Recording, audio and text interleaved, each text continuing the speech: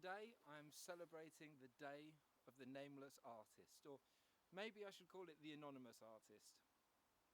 because this is a day of my invention,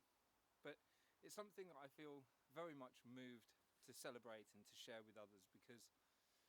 it struck me how many artists have created so much beauty in the course of human history, never to be recognized by name. And in today's society, it feels that there's a real pain for artists who don't manage to get recognised for the work that they've created. Because we live in a time where everything is commoditised and success is largely measured in money, and the needs for survival also very much come down to a financial need for money. If you don't manage to sell your work for enough money for you to be able to survive, it can be very difficult for someone who's creative or artistic to feel that they have found their place in the world, that they've achieved what they're supposed to be doing, when other people around them are getting paid for their work, for their labour, for their ideas, for their thoughts. And so there are many artists today who are struggling, suffering, and feeling lackluster for the lack of recognition.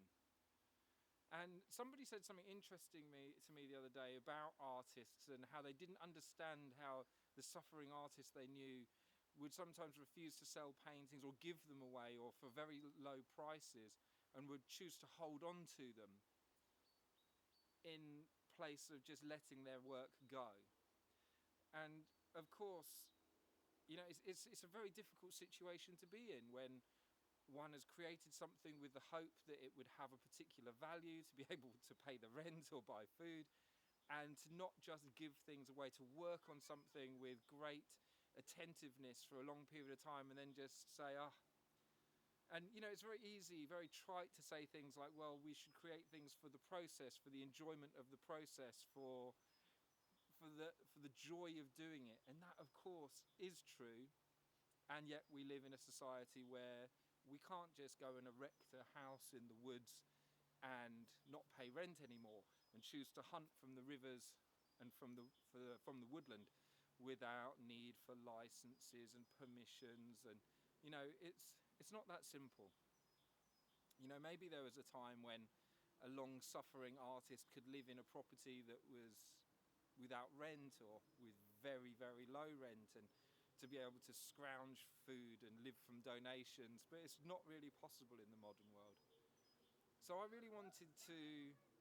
but as I was thinking about this, I really wanted to acknowledge the fact that our human history must be absolutely littered with people who created absolute beauty whose names we will never know. One only has to go into a church or any of the temples around the world to see these incredible sculptures, these figures, these beautiful depictions of goddesses and gods and people and fictional characters that will never have their names recognised, where maybe that wasn't even considered something necessary. Perhaps they were recognised by their communities in the act of creation. They were maybe looked after in the name of their creativity being cherished by the community that they live in. And that's kind of more the problem, I think, today, is that the wider community fails to recognise the contribution that an artist is making, or largely fails to. It's not always the case, but we don't have an appreciation for art and for poetry and for the role of storytellers in the way that we once did. So today I've dedicated to the nameless artist, to the anonymous artist, those people who are making beauty and who are maybe struggling to sell it,